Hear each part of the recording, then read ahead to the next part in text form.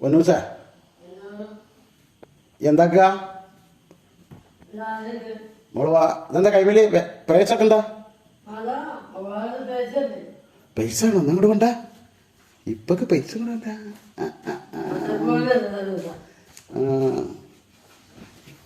തോന്നുണ്ടോ പൈസ? എന്നാ നടപ്പ കയറോ?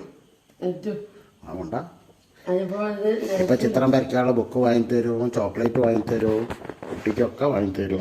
അല്ലാ തോനെ പൈസ ഉണ്ടെങ്കിൽ നീ ചോദിക്കരുത് കേട്ടോ. ചോദിക്കോ? അതാ മോളെ കളിച്ചോളി അവിടെ. ഇപ്പൊക്കെ വേണ്ട. കാക്ക എന്തിനാ പൈസ എനിക്ക്? കാക്ക പൈസ എന്തിനാ? സ്വർണ്ണം വാങ്ങാനുള്ള